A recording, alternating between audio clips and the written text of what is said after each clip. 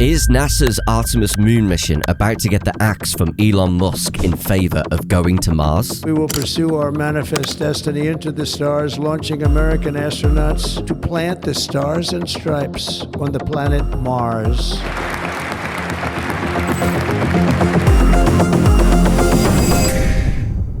NASA's Artemis program has been celebrated as the United States' return to the moon, its first attempt since the Apollo era. It's one small step for man, one giant leap for mankind. With goals of establishing a sustainable lunar presence and paving the way to Mars, it's a bold vision. But recently, Elon Musk, CEO of SpaceX and arguably one of the most influential voices in spaceflight and politics, has called NASA's plans into question. On Christmas Day, Musk took to X, formerly Twitter, to declare, "The Artemis architecture is extremely inefficient, as it is a jobs-maximizing program, not a results-maximizing program. Something entirely new is needed." Days later, he added, "No, we're going straight to Mars. The moon is a distraction." These statements mark a clear departure from NASA's Artemis goals and align closely with Musk's long-held vision of colonizing Mars using SpaceX's next-generation rocket, Starship. So why is Musk criticizing Artemis now?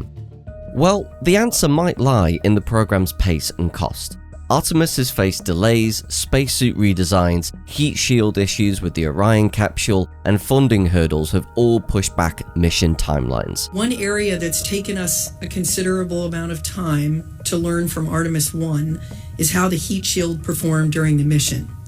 Obviously, a very critical aspect of the mission. The first crewed lunar landing, Artemis 3, was initially set for 2025. But is now expected in 2027. Assuming the SpaceX lander is ready, we plan to launch Artemis 3 in mid-2027. Meanwhile, each launch of NASA's Space Launch System comes with a staggering price tag of $2 billion. Critics, including Musk, argue that such inefficiencies make Artemis unsustainable, especially when private companies like SpaceX and Blue Origin are developing faster, cheaper alternatives. But SpaceX is deeply embedded in Artemis. The company has contracts worth billions to develop the Starship lunar lander and support NASA's Lunar Gateway project. Yet Musk's public dismissal of the moon as a goal raises questions about his commitment to the mission. There's also more at stake here than just timelines or budgets. Now, China has successfully launched its youngest ever astronauts, or taikonauts, into space, where they'll spend the next 6 months on a station called Heavenly Palace. Beijing is aiming for a record year of lunar exploration, but the US is growing increasingly alarmed at the prospect of a new space race. Artemis represents a larger geopolitical mission. By returning to the moon, the US aims to establish dominance in an emerging space race with China. Beijing has pledged to land taikonauts on the lunar surface by 2030, and many experts believe their timeline is realistic.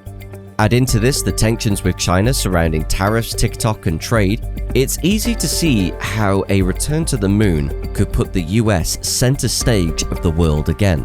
A prospect that will surely entice President Donald Trump as he returns to office, with Musk playing a key role in his administration, setting up the Department of Government Efficiency, or DOGE.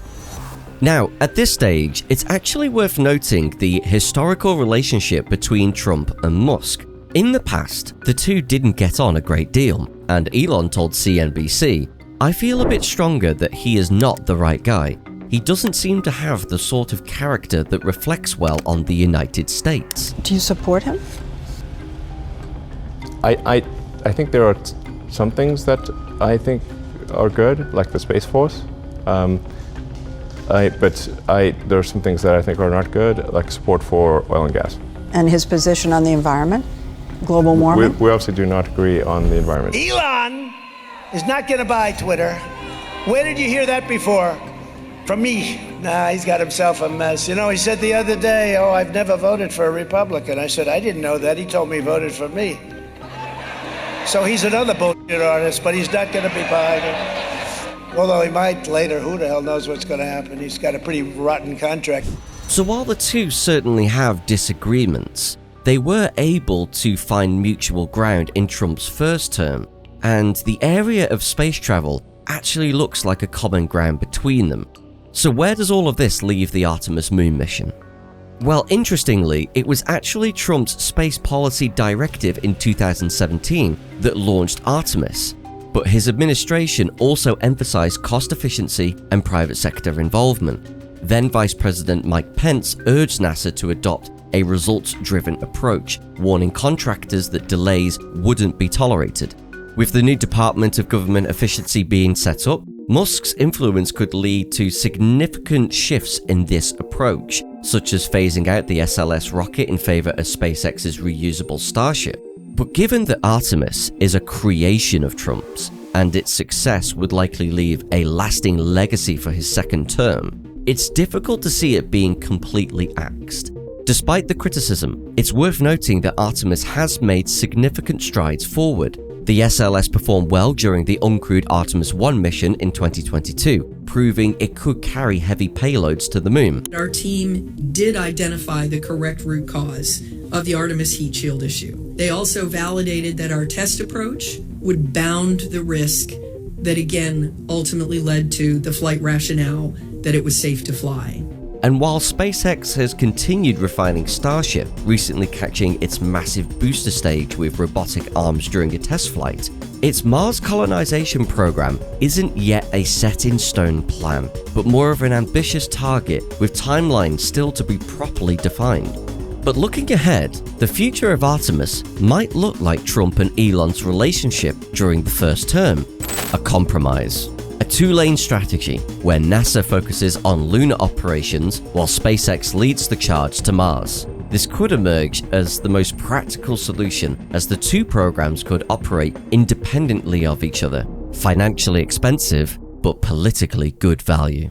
Billionaire astronaut Jared Isaacman, who has been nominated as NASA's next administrator, has hinted at such a balance. In his own words, "We will never again lose our ability to journey to the stars and never settle for second place. Americans will walk on the moon and Mars, and in doing so, will make life better here on Earth."